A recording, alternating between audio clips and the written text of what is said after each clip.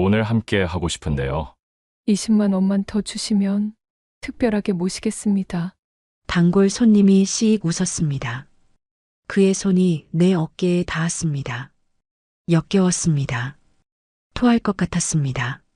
하지만 웃어야 했습니다. 감사합니다.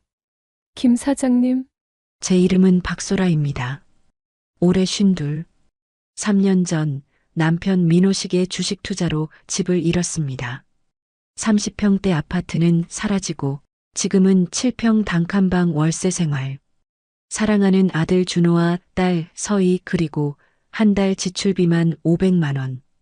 대출이자 150만 원 학원비만 180만 원 월세, 생활비, 교통비. 남편은 매일 소주병을 안고 소파에서 코를 골 뿐입니다. 결국 저 혼자였습니다.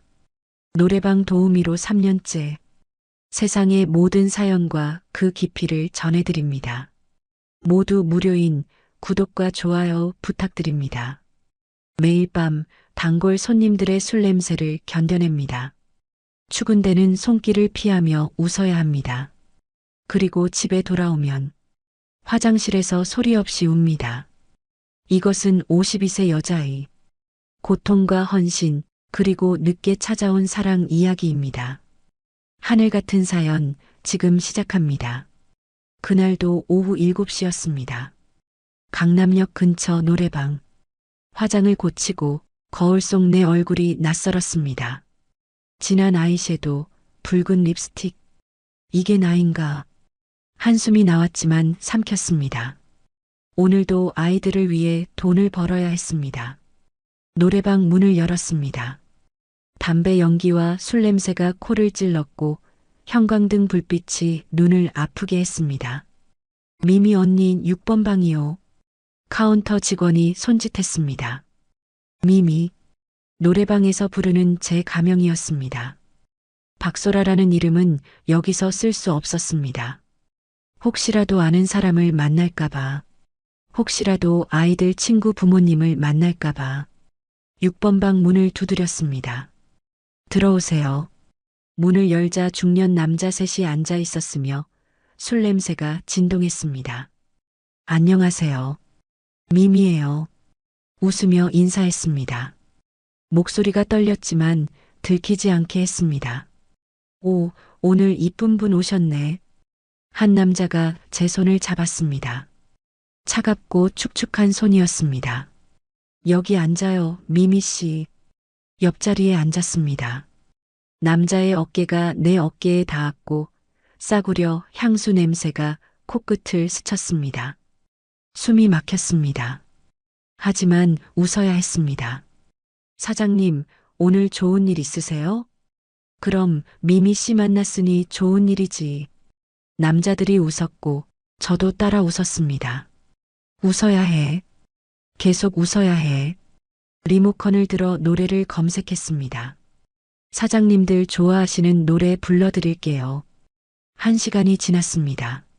노래를 부르고 술잔을 채우고 박수를 치며 웃어야 했습니다. 남자의 손이 제 허벅지에 닿았습니다. 움찔했지만 피하지 못했습니다. 미미 씨, 오늘 특별한 거 안 돼요? 귓가에 속삭이는 목소리. 술 냄새가 진했고 뜨거운 입김이 목덜미에 닿았습니다. 가슴이 조였습니다. 하지만 알고 있었습니다. 거절하면 다음부터 부르지 않는다는 것을. 20만 원만 더 주시면 특별하게 모시겠습니다. 입에서 나오는 말이 너무 싫었습니다. 하지만 해야 했습니다.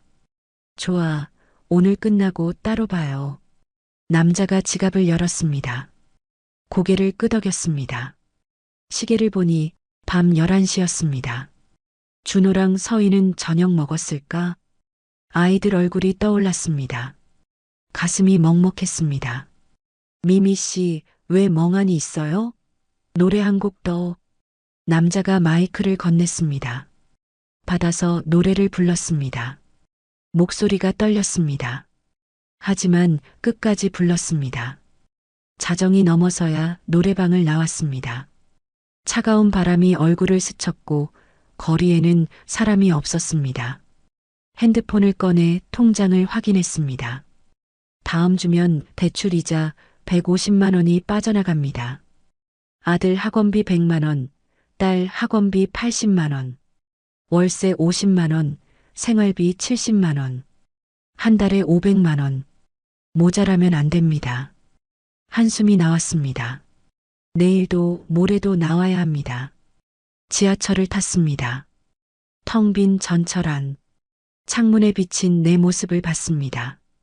화장이 번져 있었습니다. 눈가에 마스카라가 번져 검게 얼룩졌고 립스틱도 반쯤 지워져 있었습니다. 거울을 꺼내 닦아냈습니다. 하지만 눈물이 자꾸 흘렀습니다. 참아. 집 가서 울어. 새벽 1시 반 단칸방 앞에 도착했고 조심스럽게 문을 열었습니다. 불이 꺼진 방 안.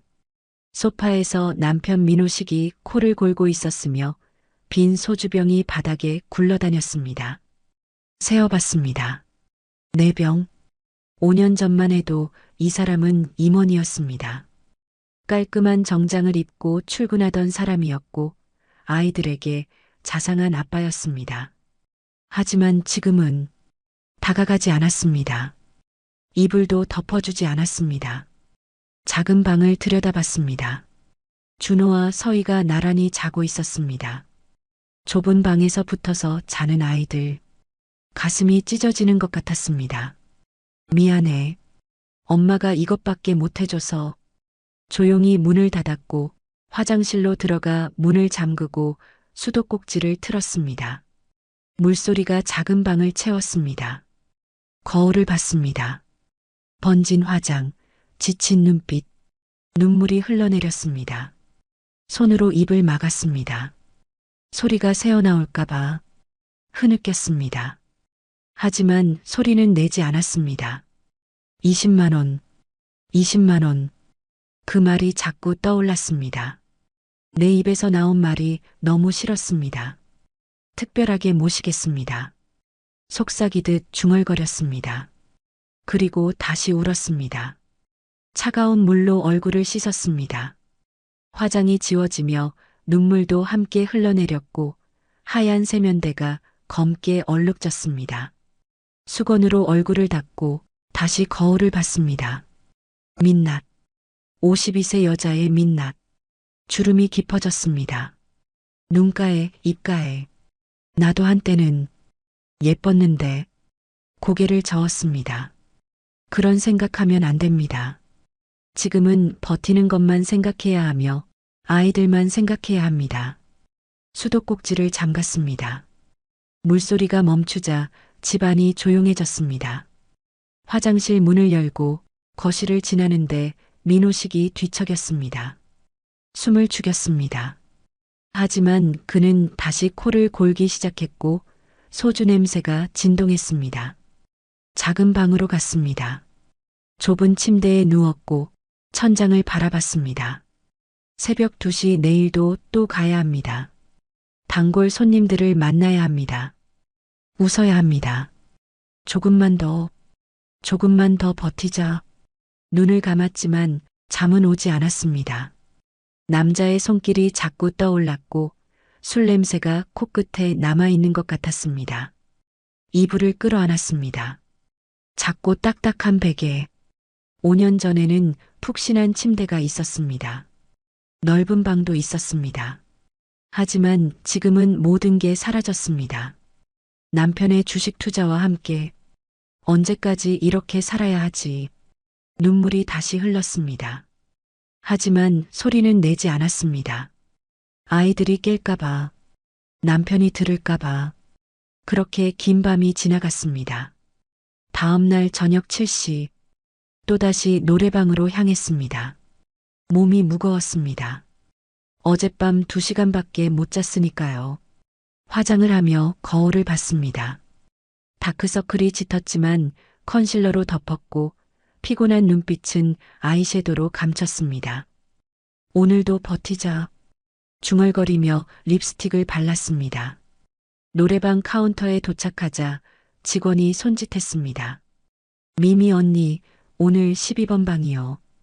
회식 손님들인데 인원이 많아요. 고개를 끄덕였습니다. 회식 손님들. 보통은 시끄럽지만 팁은 괜찮은 편이었습니다. 12번 방 앞에 섰습니다. 심호흡을 하고 문을 두드렸습니다. 들어오세요. 문을 여는 순간 왁자지껄한 소리가 쏟아졌습니다. 남자들이 가득 찬 방. 담배 연기가 자욱했고 맥주잔이 테이블 위에 즐비했습니다. 안녕하세요, 미미예요. 인사를 하며 방 안을 둘러봤습니다. 조명이 어두웠습니다. 얼굴이 잘 보이지 않았습니다. 어서 와요, 미미 씨. 여기 앉아요. 한 직원이 자리를 비켜주었습니다. 앉으니 옆에 중년 남자가 있었는데 정장 차림이었고 조용히 맥주잔만 들고 있었습니다. 사장님, 도움이 왔어요. 직원들이 떠들썩하게 말했습니다. 사장님, 그 남자가 사장인가 봅니다. 하지만 얼굴은 보이지 않았습니다. 조명이 너무 어두웠으니까요. 노래 불러드릴까요? 리모컨을 들고 물었습니다. 네, 트로트 좀 불러주세요. 직원 한 명이 신나게 말했습니다. 노래를 검색해 부르기 시작했습니다. 목소리를 가다듬어 밝게 불렀고 손뼉을 치며 분위기를 띄웠습니다. 직원들이 박수를 쳤습니다. 우와, 노래 진짜 잘하시네요. 한 곡이 끝나고 다음 곡을 검색했습니다. 그때였습니다. 노래방 기계 앞 불빛이 제 얼굴을 비췄습니다. 모니터의 푸른빛이 얼굴에 닿으면서 윤곽이 드러났습니다. 옆에 앉아있던 남자가 움찔하는 게 느껴졌습니다. 맥주잔을 들던 손이 멈춘 것 같았고 시선이 제게 향한 게 느껴졌습니다. 왜 저렇게 쳐다보지? 조금 불편했습니다. 노래를 불렀습니다. 마이크를 잡고 화면을 보며 열심히 불렀습니다. 하지만 옆 남자의 시선이 계속 느껴졌습니다. 노래가 끝났습니다. 와, 박수! 직원들이 환호했고 저는 웃으며 고개를 숙였습니다. 감사합니다. 자리에 다시 앉았습니다. 옆 남자가 조심스럽게 입을 열었습니다. 혹시... 하지만 말을 잇지 못했습니다. 직원 한 명이 끼어들었습니다. 사장님, 오늘 기분 좋으시죠? 실적도 좋았고. 응, 그래. 남자는 짧게 대답하고 다시 저를 봤습니다. 시선이 부담스러웠습니다. 하지만 내색할 수 없었습니다. 1시간이 흘렀습니다. 노래를 부르고 술을 따르고 박수를 치며 웃었습니다. 하지만 그 남자는 계속 조용했습니다. 술을 마시지도 않았고 노래를 부르지도 않았습니다. 그저 저를 바라볼 뿐이었습니다. 단골이 되려는 건가?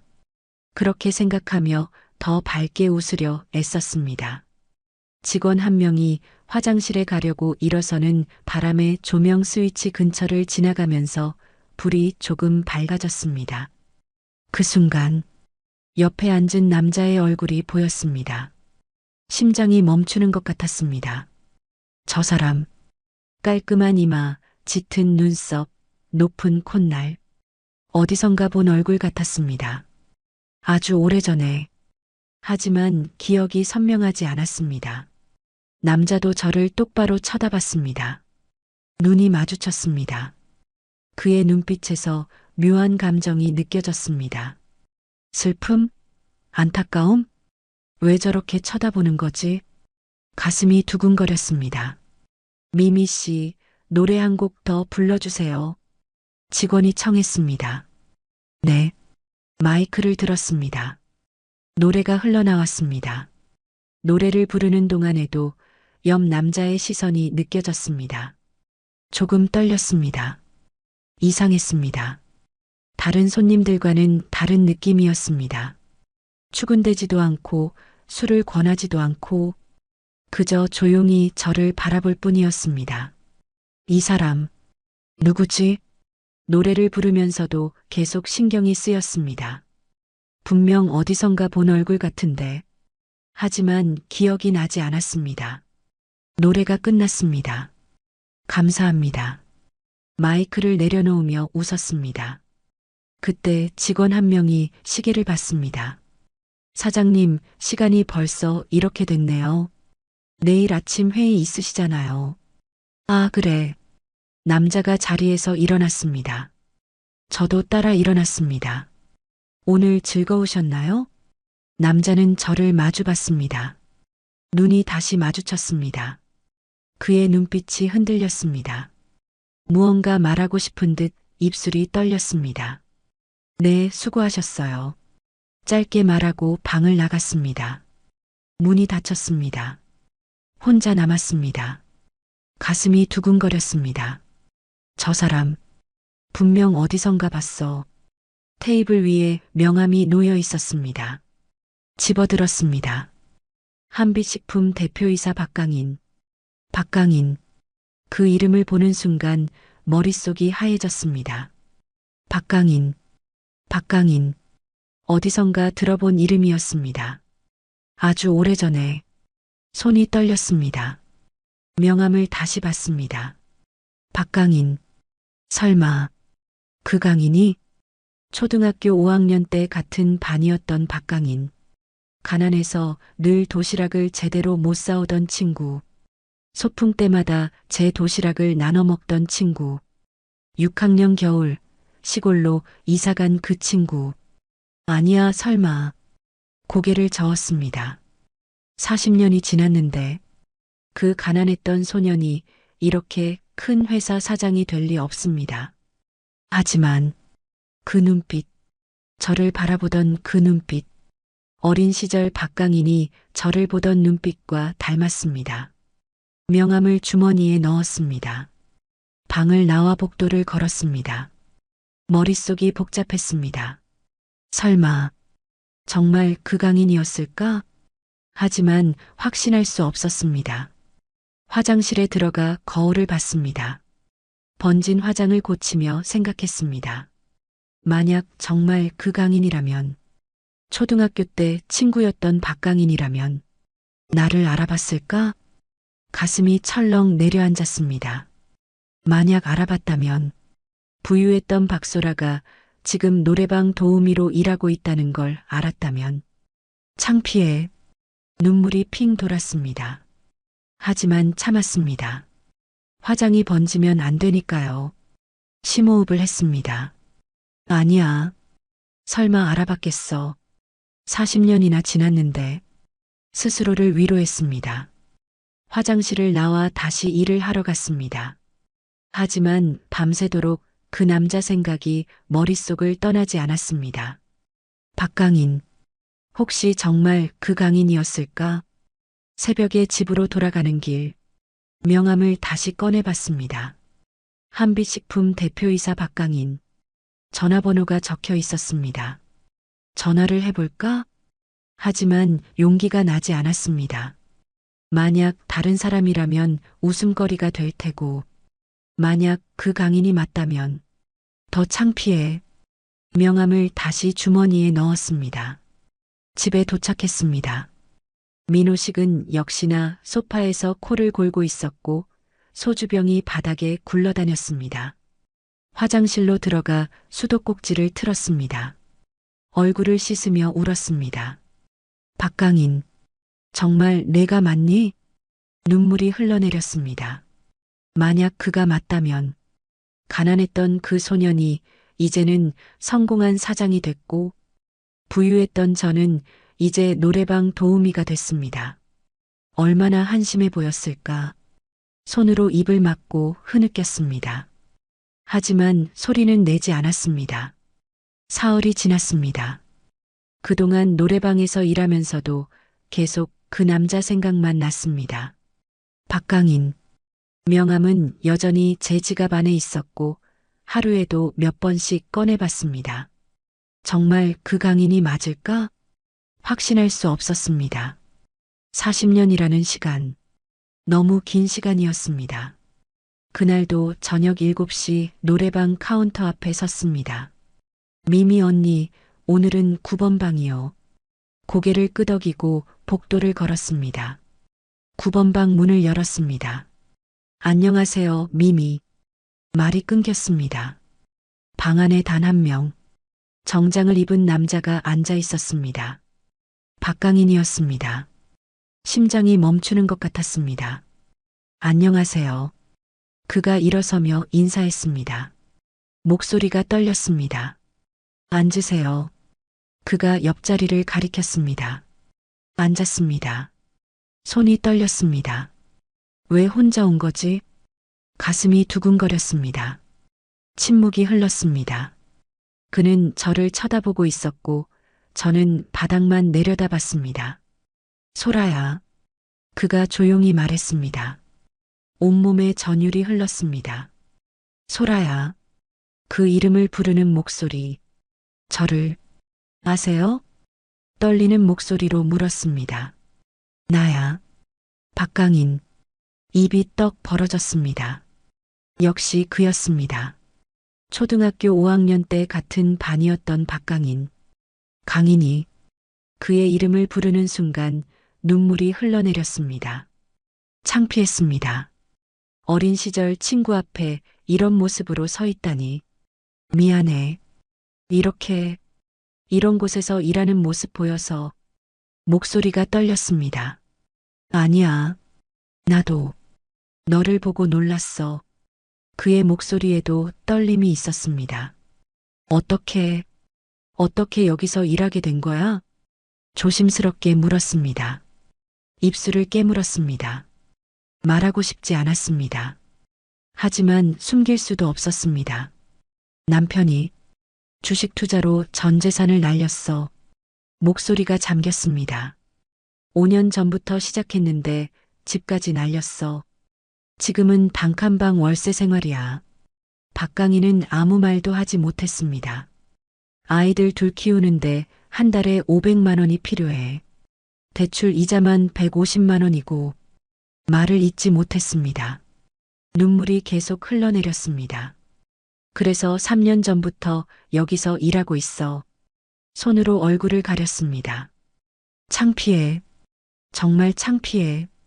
너한테 이런 모습 보이게 돼서 흐느꼈습니다. 박강인이 제 손을 잡았습니다. 소라야. 따뜻한 손이었습니다. 창피할 것 없어. 아이들 키우려고 이렇게 열심히 사는 건데.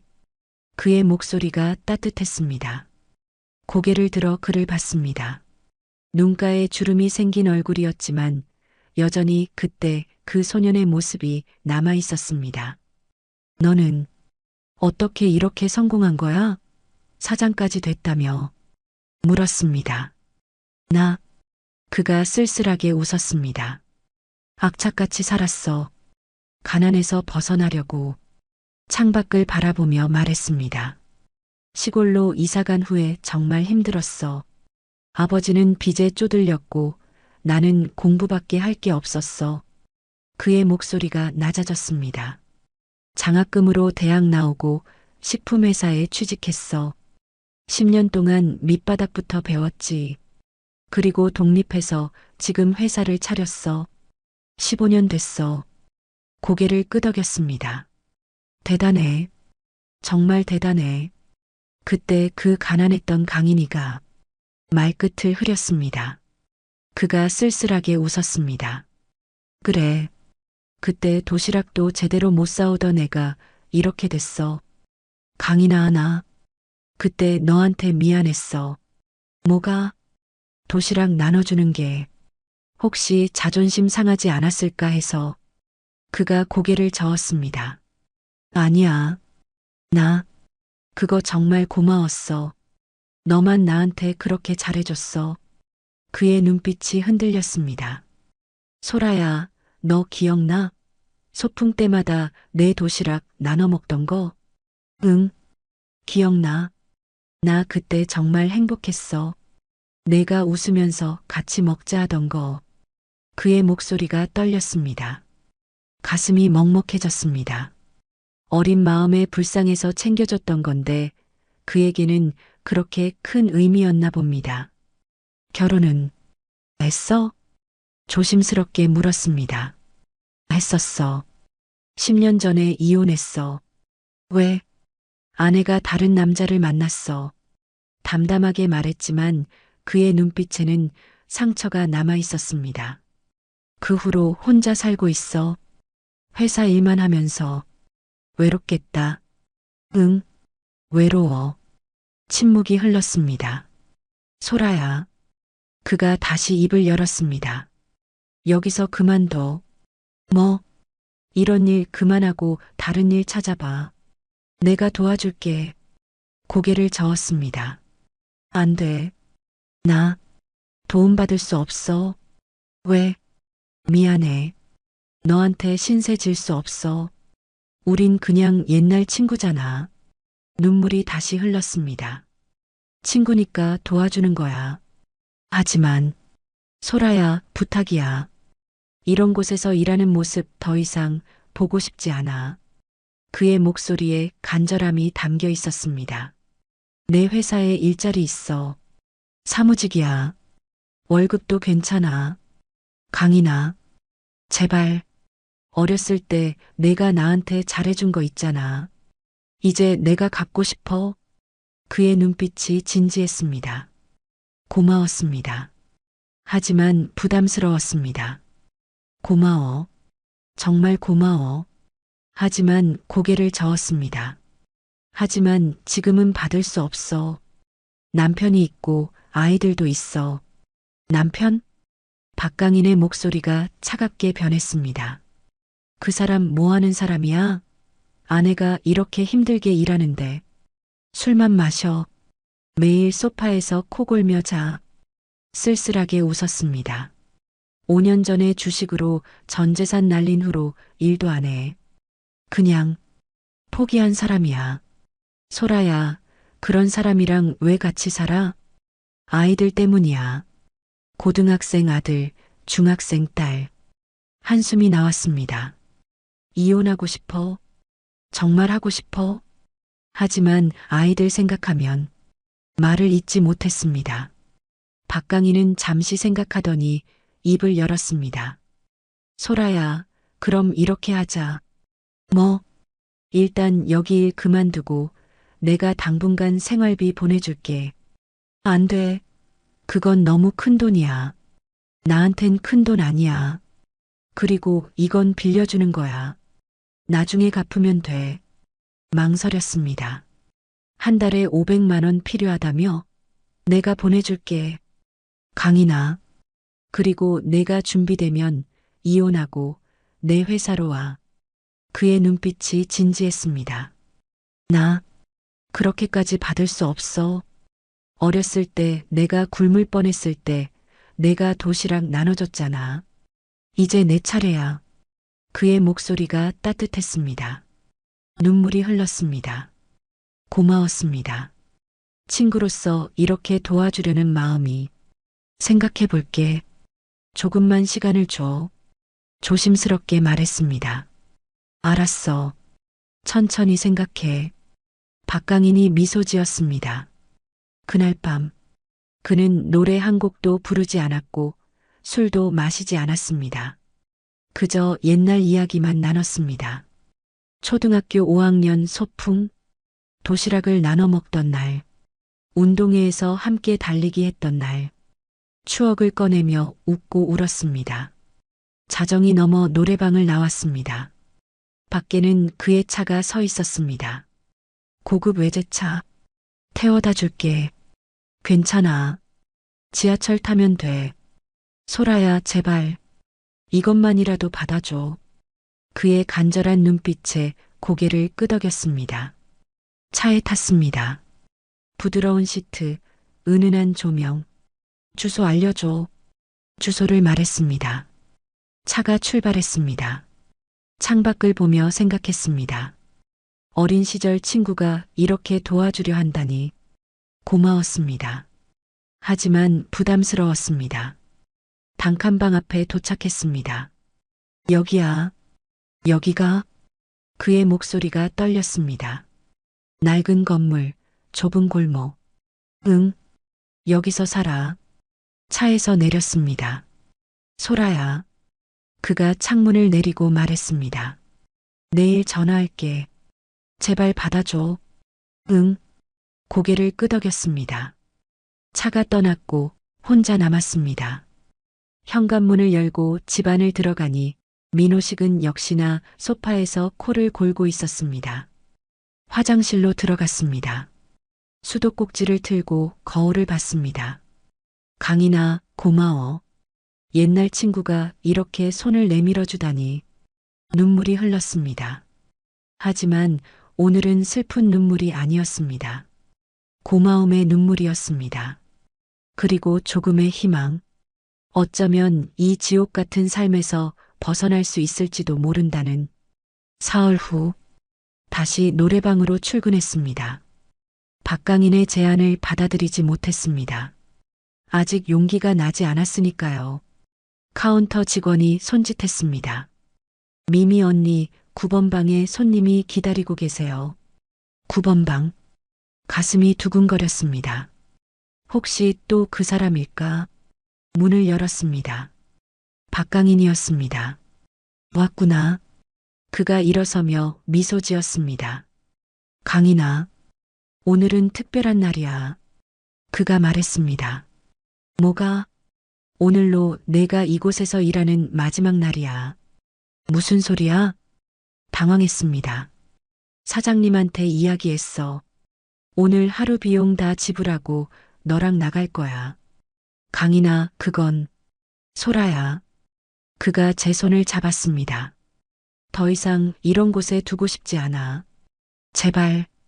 그의 눈빛이 간절했습니다. 눈물이 핑 돌았습니다. 고마워. 옷 챙겨. 우리 나가자. 고개를 끄덕였습니다. 라커룸에서 짐을 챙겼습니다. 화장품, 여벌옷. 3년 동안 이곳에서 일했습니다. 이제 끝이라니. 가슴이 뭉클했습니다. 노래방을 나왔습니다. 차가운 바람이 얼굴을 스쳤습니다. 배고프지? 밥 먹으러 가자. 박강인이 말했습니다. 고급 레스토랑. 샹들리에가 반짝이는 실내. 부드러운 음악이 흐르고 있었습니다. 여기 너무 비싼 거 아니야?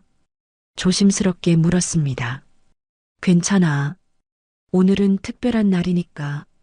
그가 웃었습니다. 스테이크가 나왔습니다. 칼로 자르는데 손이 떨렸습니다. 얼마 만에 이런 곳에 와보는 걸까? 소라야. 박강인이 조용히 말했습니다. 응? 나 고백할 게 있어. 그의 목소리가 떨렸습니다. 뭔데?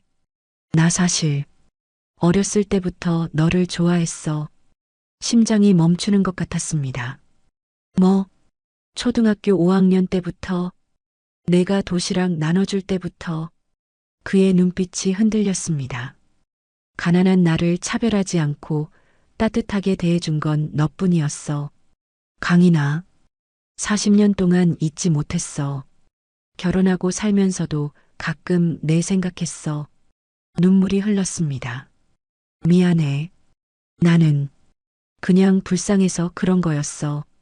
알아. 너한텐 그냥 친구였을 뿐이라는 거. 그가 쓸쓸하게 웃었습니다. 하지만 나한텐 첫사랑이었어.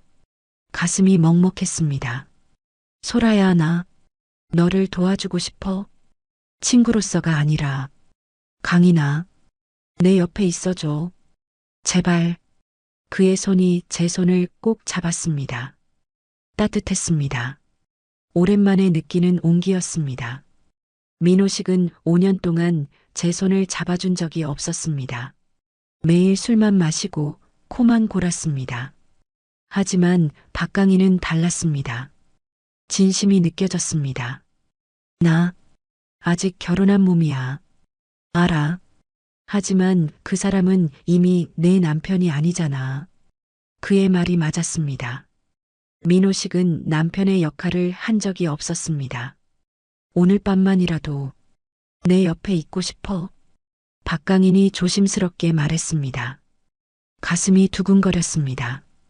강인아, 싫으면 안 해. 그냥 밥만 먹고 집에 데려다 줄게. 그의 눈빛이 간절했습니다. 오랜만이었습니다. 이렇게 진심으로 저를 원하는 남자. 민호식은 5년 동안 저를 여자로 보지 않았습니다. 하지만 박강희는 저를 여자로 봐주고 있었습니다. 괜찮아. 조용히 말했습니다. 뭐, 오늘 내 옆에 있을게. 그의 눈이 커졌습니다. 소라야, 나도 외로웠어. 정말 외로웠어. 눈물이 흘렀습니다.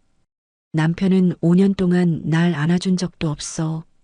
손 한 번 잡아준 적 없어. 소라야, 나도 여자야. 52살이지만 아직 여자라고. 목소리가 떨렸습니다. 박강인이 자리에서 일어나 제 옆에 앉았습니다. 그리고 조심스럽게 안아주었습니다. 따뜻했습니다. 남자의 체온이 전해졌습니다. 오랜만에 느끼는 온기.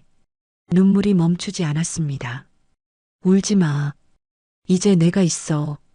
그가 제 머리를 쓰다듬었습니다. 부드러운 손길. 가슴이 뜨거워졌습니다. 식사를 마치고 밖으로 나왔습니다. 어디로 갈까? 박강인이 물었습니다. 내가 정해줘. 조용히 말했습니다. 차를 타고 한참을 달렸습니다. 조용한 주택가, 깨끗한 모텔 앞에 섰습니다. 여기, 괜찮아? 응. 고개를 끄덕였습니다. 방에 들어갔습니다. 깨끗한 침대, 은은한 조명. 문이 닫히자 침묵이 흘렀습니다. 박강인이 조심스럽게 다가왔습니다. 소라야. 응. 정말 괜찮은 거지? 응. 괜찮아. 그가 제 손을 잡았습니다. 따뜻한 손. 천천히 저를 끌어안았습니다. 심장이 빨리 뛰었습니다. 너무 오래 기다렸어. 그가 속삭였습니다. 40년. 정말 긴 시간이었어. 그의 입술이 제 이마에 닿았습니다. 부드러웠습니다. 천천히 볼로 그리고 입술로 내려왔습니다. 입술이 맞닿는 순간 눈물이 흘렀습니다. 오랜만이었습니다. 진심이 담긴 키스. 민호식과는 달랐습니다. 박강인의 키스에는 간절함이 담겨 있었습니다. 40년을 기다린 남자의 간절함. 소라야. 그가 제 이름을 불렀습니다. 나 지금 너무 행복해. 나도. 정말이었습니다. 오랜만에 여자로 느껴지는 순간이었습니다. 조명이 꺼졌습니다. 달빛만 창문으로 스며들었습니다. 박강인이 조심스럽게 제 얼굴을 쓰다듬었습니다. 예뻐. 거짓말. 나 이제 늙었어. 아니야. 여전히 예뻐. 그때 그 소라야 그대로야.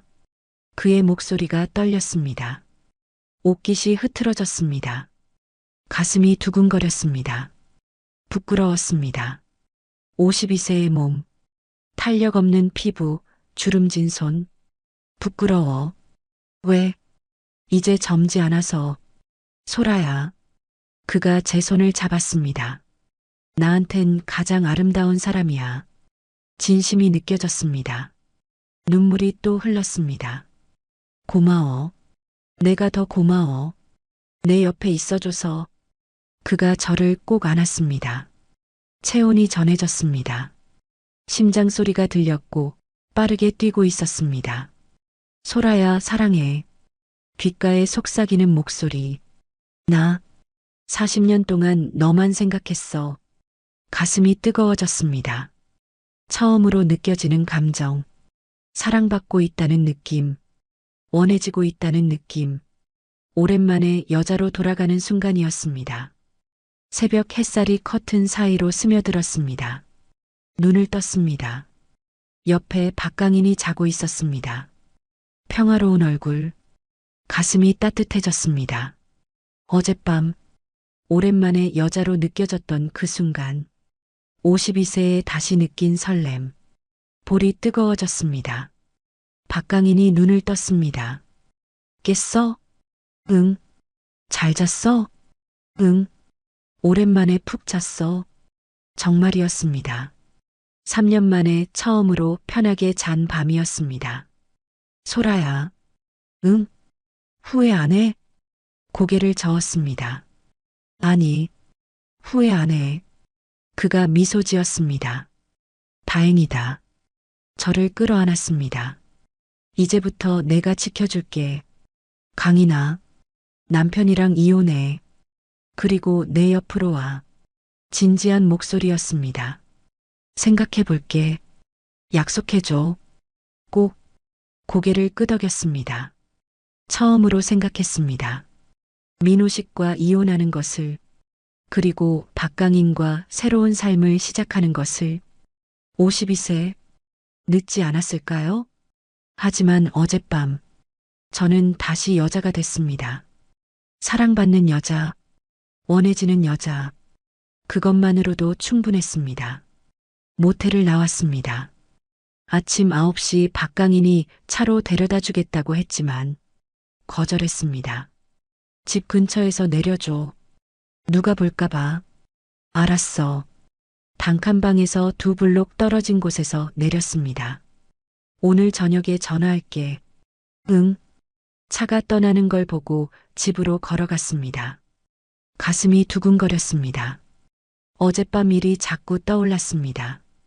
박강인의 따뜻한 손길, 귓가에 속삭이던 목소리, 사랑해.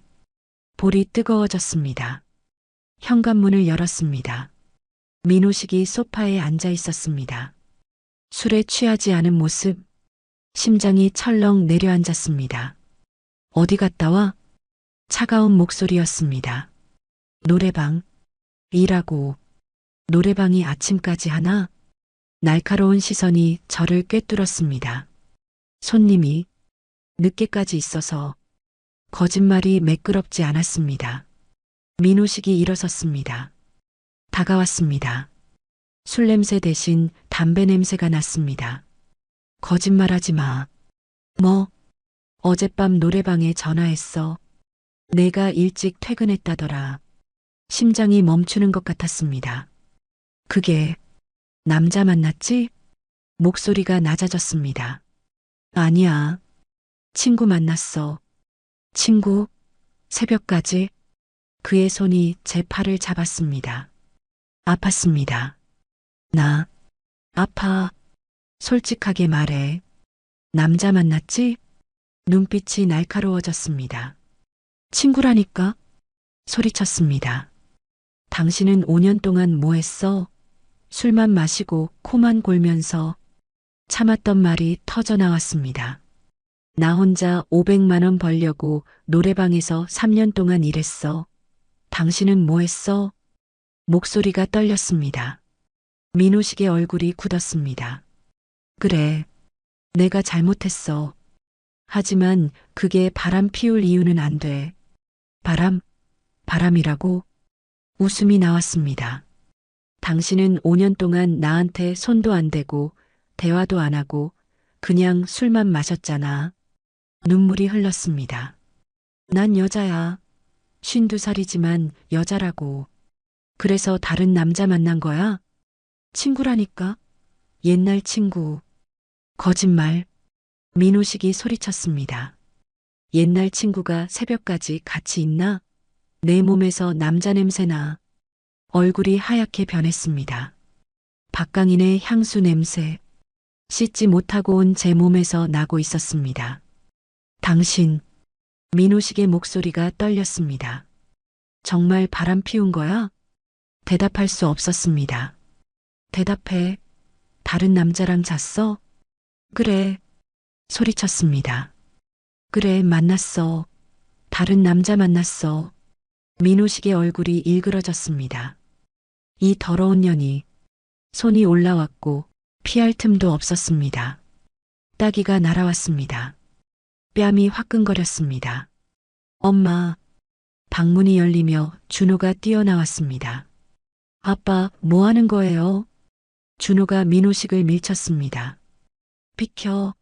이건 어른들 일이야. 엄마한테 왜 손을 대요? 준호의 목소리가 떨렸습니다. 서희도 방에서 나왔습니다.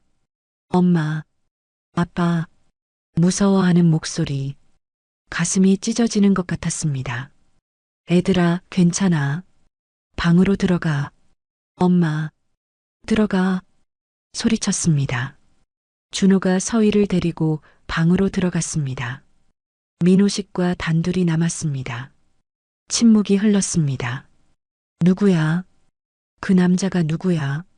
차분한 목소리였습니다. 더 무서웠습니다. 초등학교 때 친구야.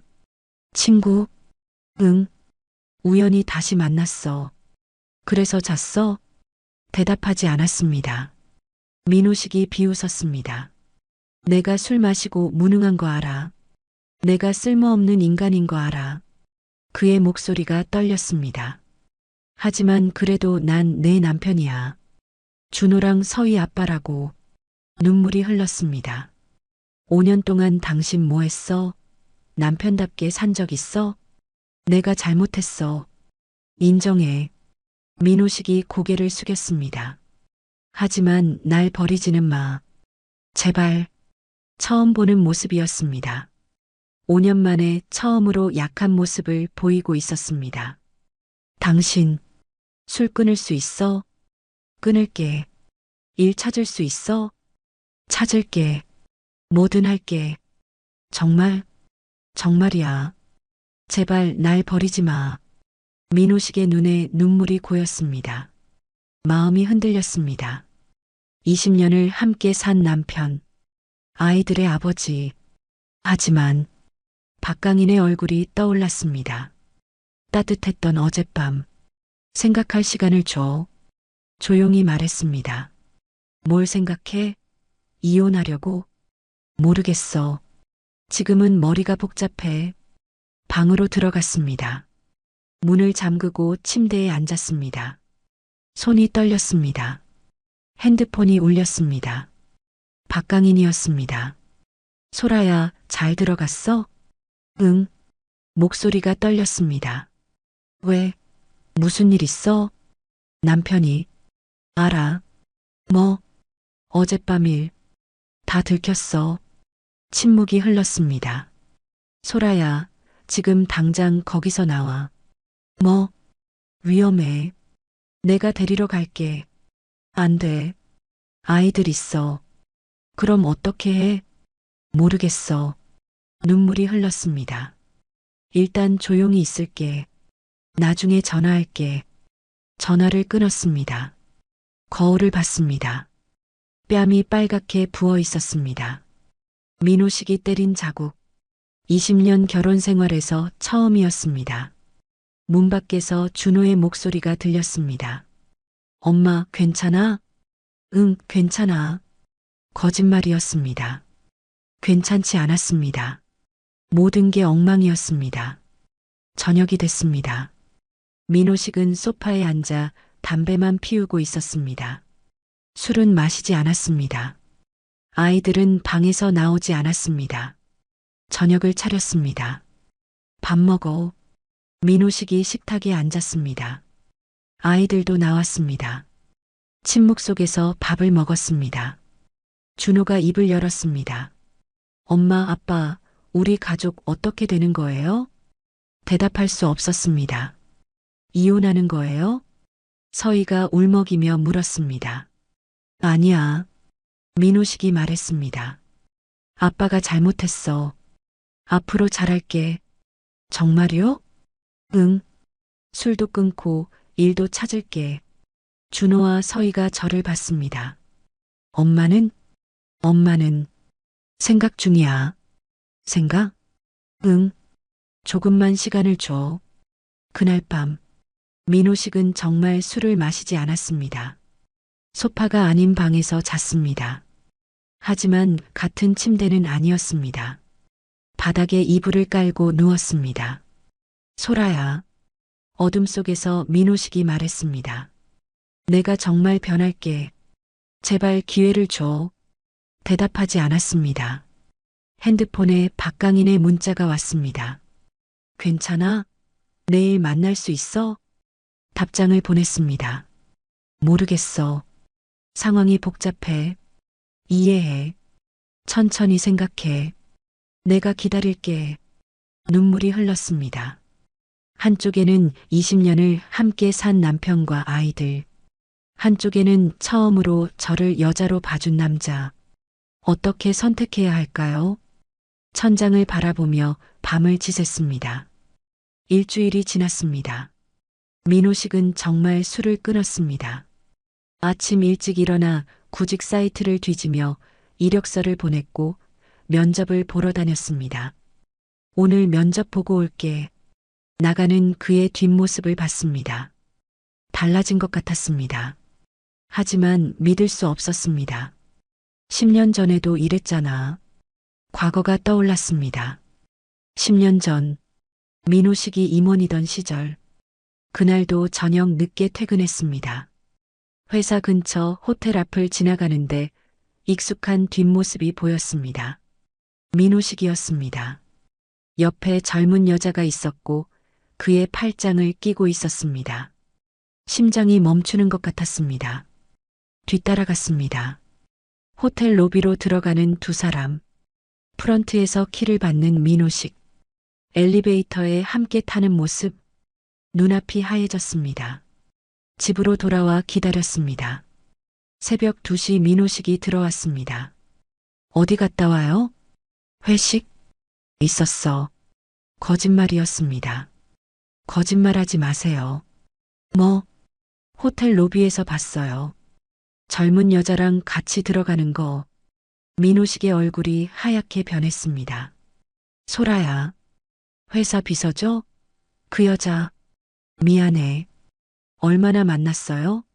3달. 무릎에 힘이 풀렸습니다. 3달. 3달 동안 속았다는 게 이혼해요. 소라야, 제발. 민호식이 무릎을 꿇었습니다. 다시는 안 그럴게. 제발 한 번만 용서해줘. 안 돼요. 애들 생각해. 준호 10살, 서희 7살이야. 아이들. 가슴이 무너졌습니다. 제발. 애들한테 아빠 없이 살게 할 거야? 결국 용서했습니다. 아이들 때문에. 민호식은 그날 이후 정말 잘했습니다. 회사 비서와 헤어졌고 일찍 퇴근했고 가족에게 잘했습니다. 하지만 5년 전 친구의 소개로 주식 투자를 시작하며 모든 게 무너졌습니다. 전 재산을 날렸고 집을 잃었고 술에 빠졌습니다. 그리고 지금 또다시 변하겠다고 말하고 있습니다. 믿을 수 있을까? 창밖을 바라봤습니다. 핸드폰이 울렸습니다. 박강인이었습니다. 소라야, 어떻게 지내? 응. 그냥. 남편은? 술은 끊었어. 일자리 찾으러 다니고. 그래서? 모르겠어. 믿어야 할지. 침묵이 흘렀습니다. 소라야, 나 기다릴게. 천천히 생각해. 고마워. 전화를 끊었습니다. 저녁 6시 민호식이 돌아왔습니다. 표정이 어두웠습니다. 면접 어떻게 됐어요? 떨어졌어. 왜? 나이가 너무 많대. 60살. 소파에 주저앉았습니다. 괜찮아요. 다른데 또 지원하면 돼요. 다 똑같을 거야. 나이 때문에 다 떨어질 거야. 그의 목소리가 풀이 죽어 있었습니다. 불안했습니다. 밤 10시 민호식이 편의점에 다녀오겠다고 나갔습니다. 30분 후 돌아온 그의 손에는 비닐봉지가 들려 있었습니다. 소주 3병. 심장이 철렁 내려앉았습니다. 뭐 하는 거예요? 한 잔만 마실게. 술 끊었잖아요. 한 잔만. 소리쳤습니다. 뚜껑을 따서 잔에 따랐습니다. 한 잔이 2잔이 됐고 한 병이 비었고 2번째 병을 땄습니다. 그만 마셔요. 시끄러. 네가 뭔데 참견이야. 술 취한 목소리. 5년 동안 들어온 그 목소리. 눈물이 흘렀습니다. 역시 변하지 않았습니다. 일주일. 겨우 일주일 버틴 것뿐이었습니다. 방으로 들어갔습니다. 문을 잠그고 침대에 앉았습니다. 준호가 조심스럽게 문을 두드렸습니다. 엄마. 문을 열었습니다. 준호와 서희가 서 있었습니다. 엄마, 괜찮아? 응, 괜찮아. 거짓말이었습니다.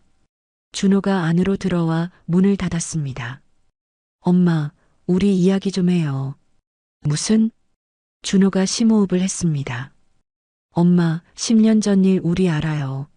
심장이 멈추는 것 같았습니다. 뭘 안다는 거야? 아빠가 다른 여자 만난 거요. 온몸이 얼어붙었습니다. 그때 우리 초등학생이었지만 다 들었어요. 엄마가 울면서 아빠한테 이혼하자고 하던 거. 준호야, 엄마가 우리 때문에 참은 거 알아요. 준호의 눈에 눈물이 고였습니다. 그때도 아빠가 다시는 안 그러겠다고 했잖아요. 근데 또 이러잖아요. 주식으로 전 재산 날리고 술만 마시고. 서희도 울먹였습니다. 엄마, 우리 괜찮아요. 엄마가 행복했으면 좋겠어요. 가슴이 무너졌습니다. 애들아, 엄마, 이혼하세요. 준호가 단호하게 말했습니다. 아빠는 안 변해요. 오늘도 술 마셨잖아요. 또 똑같아질 거예요. 하지만 아빠 없이 우리 괜찮아요. 이제 고등학생, 중학생이에요. 어릴 때랑 달라요. 서희가 제 손을 잡았습니다. 엄마가 노래방에서 일하는 거 우리 알았어요. 뭐? 친구 오빠가 봤대요. 노래방에서 엄마 봤다고. 얼굴이 하얗게 변했습니다. 창피했어요. 친구들이 수군거리는 거 들었어요. 눈물이 흘렀습니다. 미안해.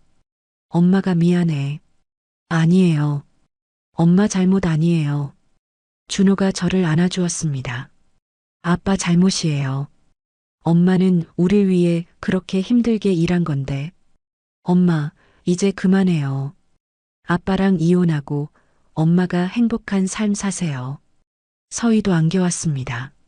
세 사람이 꼭 안고 울었습니다. 다음 날 아침, 민호식은 소파에서 코를 골고 있었고 빈 소주병 3개가 바닥에 굴러다녔습니다. 마지막 망설임도 사라졌습니다. 민호식을 깨웠습니다. 일어나세요. 뭐야? 이혼해요. 민호식이 벌떡 일어났습니다. 뭐? 이혼하자고요. 소라야, 어제는 그냥 한 번만 더. 10년 전에도 한 번만 더라고 했잖아요. 차갑게 말했습니다. 그때 당신 회사 비서랑 바람났을 때도 한 번만 용서해달라고 빌었잖아요. 민호식의 얼굴이 굳었습니다. 나 그때 용서해줬어요. 아이들 때문에. 소라야. 하지만 당신은 또 배신했어요. 주식으로 전 재산 날리고 술만 마시고 가족은 안중에도 없었잖아요. 목소리가 떨렸습니다. 그리고 어제 다시 술 마셨잖아요. 변하겠다던 약속 일주일도 못 지켰잖아요. 한 번만 더. 제발. 싫어요. 이제 안 속아요. 애들 생각해. 애들도 찬성했어요. 엄마가 이혼하길 바란대요. 민호식이 아이들 방문을 쳐다봤습니다. 준호가 문을 열고 나왔습니다. 아빠, 엄마 말이 맞아요. 준호야. 10년 전에도 한 번 기회 줬잖아요. 근데 또 이러시면 엄마만 힘들잖아요. 서희도 나왔습니다. 아빠, 미안해요. 하지만 우린 엄마 편이에요. 민호식이 무너졌습니다. 안 돼. 안 돼. 하지만 제 마음은 이미 결정됐습니다.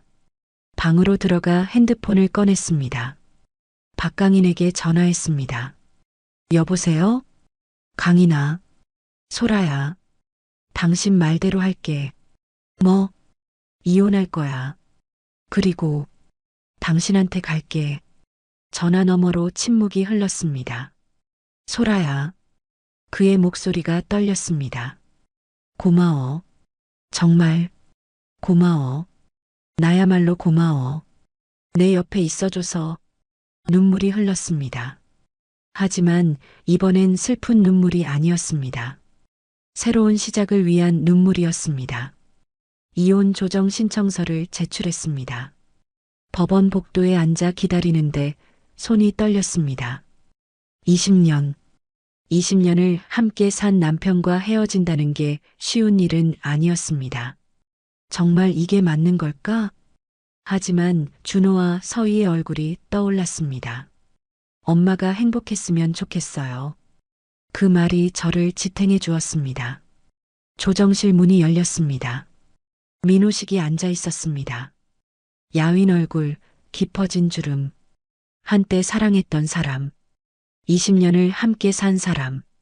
가슴이 아팠습니다. 조정위원이 입을 열었습니다. 양측 모두 이혼에 합의하신 거죠? 네. 제가 먼저 대답했습니다. 민호식은 한참을 침묵하다가 고개를 끄덕였습니다. 재산 분할과 양육권 문제는 이미 합의하셨죠? 네. 재산은 없고 양육권은 제가 갖습니다. 아이들은 제가 키우기로 했습니다. 민호식도 동의했습니다. 그럼 이혼 조정 성립입니다.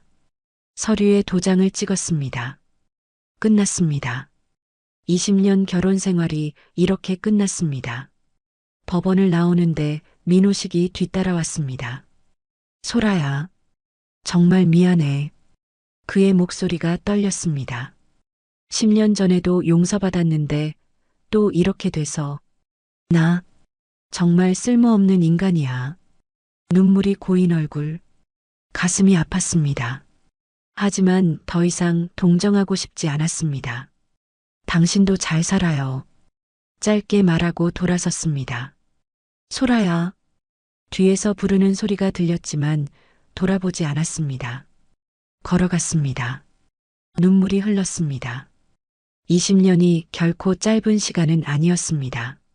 첫 만남, 결혼식, 아이들을 낳던 날. 행복했던 순간들도 분명 있었습니다. 하지만 10년 전 바람, 5년 전 주식 투자, 그리고 3년간의 지옥 같은 시간.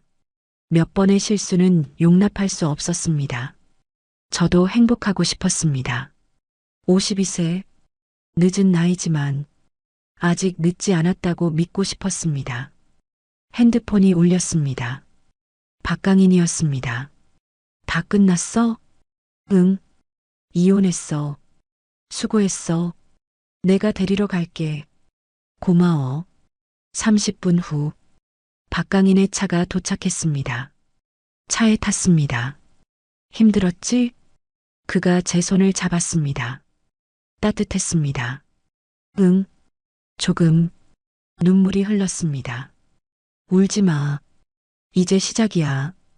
그가 제 머리를 쓰다듬었습니다. 집으로 가자. 애들이 기다려. 차가 출발했습니다. 창밖을 보며 생각했습니다. 저는 정말 어렵게 결정했습니다. 20년 결혼 생활을 끝낸다는 게 얼마나 무서운 일인지. 하지만 더 이상 참을 수 없었습니다. 민호식과 함께라면 평생 불행할 것 같았습니다. 저도 행복할 권리가 있었습니다. 52세 여자도 사랑받을 자격이 있었습니다. 박강인의 집에 도착했습니다. 넓은 마당, 깨끗한 주택. 현관문을 열자 준호와 서희가 뛰어나왔습니다. 엄마, 다 끝났어? 응, 이혼했어. 아이들이 저를 안아주었습니다. 수고했어, 엄마. 준호가 속삭였습니다. 이제 행복하게 살아. 눈물이 또 흘렀습니다. 박강인이 미소 지었습니다. 자, 이제 우리 가족이야. 들어가자. 집안은 따뜻했습니다. 거실에 차려진 저녁상. 준비했어. 오늘은 특별한 날이니까. 박강인이 말했습니다. 네 사람이 둘러앉아 밥을 먹었습니다. 민호식과 살 때는 느낄 수 없었던 평화로움. 대화가 오가는 식탁. 웃음소리가 가득한 집. 이게 가족이구나. 가슴이 따뜻해졌습니다. 한 달 후, 박강인 회사에 출근했습니다. 첫 출근 날. 긴장됐습니다. 소라 씨, 환영합니다. 직원들이 반갑게 맞아주었습니다. 사장님이 많이 얘기하셨어요. 잘 부탁드려요. 사무실 자리에 앉았습니다. 컴퓨터를 켰습니다. 3년 만에 정직한 일. 노래방 도우미가 아닌 사무직. 키보드를 치는데 눈물이 났습니다. 이렇게 일할 수 있다니. 점심시간. 박강인이 제자리로 왔습니다. 어때? 괜찮아? 응. 좋아. 힘들면 언제든 말해. 고마워. 그가 미소 지었습니다. 퇴근 후 함께 집으로 돌아갔습니다. 준호와 서희가 저녁을 준비하고 있었습니다. 엄마, 첫 출근 어땠어? 좋았어. 정말 좋았어. 함께 저녁을 먹으며 웃었습니다. 이런 평범한 일상이 이렇게 행복한 줄 몰랐습니다. 밤, 박강인과 둘이 마당에 나왔습니다. 별이 빛나는 밤하늘. 소라야. 응? 나랑 결혼해 줄래? 심장이 두근거렸습니다. 이혼한 지 한 달밖에 안 됐는데. 괜찮아. 천천히 생각해. 아니, 그를 바라봤습니다. 결혼할게. 그의 눈이 커졌습니다. 정말? 응. 나 당신과 함께하고 싶어. 박강인이 저를 꼭 안았습니다. 고마워. 정말 고마워. 별빛 아래서 오랫동안 안고 있었습니다. 6개월 후 조촐한 결혼식 하객은 준호, 서희, 그리고 박강인의 직원 몇 명. 화려하지 않았지만 따뜻했습니다. 웨딩드레스를 입은 제 모습을 거울로 봤습니다. 52세, 주름이 깊어진 얼굴. 하지만 행복해 보였습니다. 엄마 예뻐. 서희가 말했습니다. 고마워. 엄마 행복해? 준호가 물었습니다. 응, 정말 행복해. 진심이었습니다. 식장으로 걸어 들어갔습니다. 박강인이 서 있었습니다. 미소 짓는 얼굴. 40년 전 그 소년. 가난했지만 순수했던 그 소년이 이제는 제 남편이 됩니다. 손을 잡았습니다. 사랑해, 소라야. 나도 사랑해. 20년을 함께 산 남편이 있었습니다. 하지만 몇 번의 실수는 용납할 수 없었습니다. 10년 전 바람, 5년 전 전 재산을 날린 주식 투자, 그리고 3년간 저를 방치한 시간. 저도 행복하고 싶었습니다.